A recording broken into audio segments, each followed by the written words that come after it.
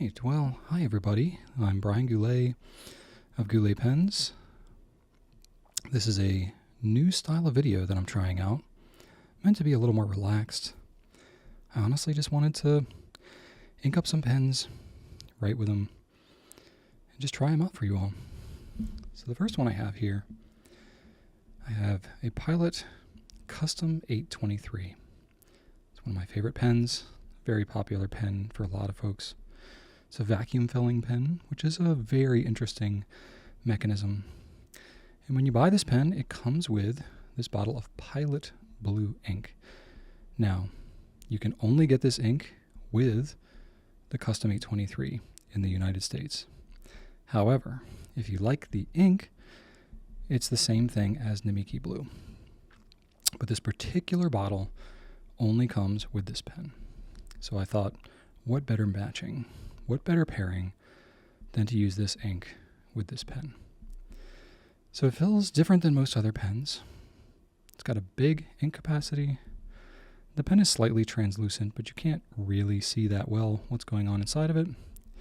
What's happening is when you plunge down that vacuum piston, when it gets all the way to the bottom, the negative pressure causes ink to rush up into the pen, filling the whole body, and then you're basically ready to write. Holds several milliliters of ink, which is more than enough for most people.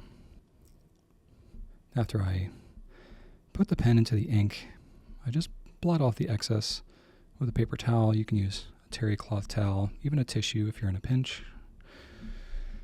Screw the knob on because the knob screws on securely.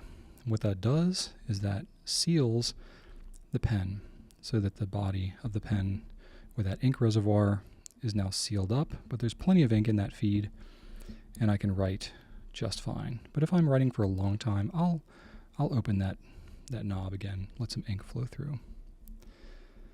The paper I'm using here is Rhodia 80-gram dot pad paper. This is A5 size. It's a number 16 Rhodia pad, if you're familiar with their nomenclature. And the nib that I have on this pen is a relatively new nib as of 2024. This is their signature nib. Now the Custom 823 has a proprietary Pilot number 15 size nib on it. It's fairly equivalent to a number 6 size nib, if you're familiar with several other European styles. Bach and Yovo use those. Now, a lot of times, different Japanese pens can write differently at different angles. It's not uncommon for a lot of Japanese script writing to be done at a higher angle. So when I do use these types of nibs, I like to test that out and to see what the difference is. So the whole point of the signature nib, it's meant to be not quite a stub, but a little bit more stub-like than a broad nib. So it's going to be fairly wet. It's going to be, fairly broad nib, but have just a little bit of line variation to it. Not as drastic as a stub. And I really like this. This is what I, do a lot when I'm writing signatures, when I'm trying to write greeting cards, thank you cards, things like that. It gets a little tight if you're writing in 5mm paper like this, if you're trying to fit it all in one line. And what I notice when writing with the different angles, the lower the angle you write with it, the broader and wetter it gets. Now this is the smoky kind of translucent color. You can't really see the ink in there so much, but I can see it if I hold it up to the light, which is kind of nice if you want to check your ink level. You don't have to guess quite as much. And when I'm writing with this, the cross stroke is a little bit thinner than the downstroke, which is nice. It gives just a little bit of line variation.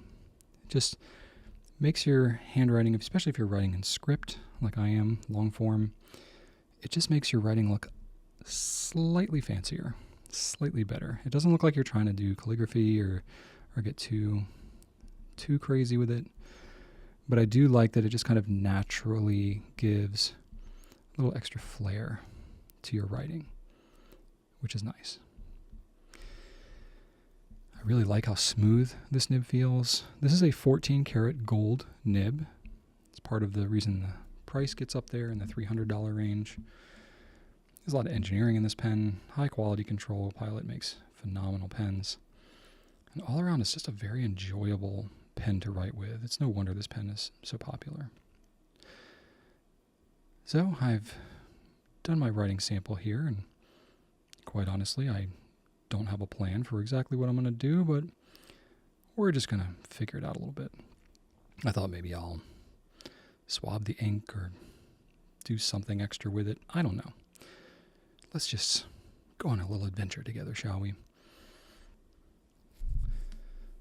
So as I mentioned, this is Pilot Blue ink, also known as Namiki Blue ink, which is kind of nice because if you like this bottle and you happen to get this pen and you run low on the ink, you can refill it with Namiki Blue and no one will be any the wiser. Now, rhodia paper is not the most ink resistant in the world, but it's pretty ink resistant. So swabbing it like I am here on this rhodia paper is going to give you a good sense of how saturated it is, if there's any shimmering or sheening properties, which there aren't really with this ink. This is a fairly conventional ink. Just an all-around good medium blue. The more ink you put down, the darker it's going to look, just like pretty much every ink. I find that there is some shading that you can get with this ink, but it's nothing crazy. If you like just conventional blue inks, something you can use at work, around the office, depending if you have a more conservative office setting, I don't think this would be alarming at all. Many government settings, you could probably use this even unless there was a strict black ink only rule. But this is a very, very conventional blue. I think school settings, this would be very appropriate as well.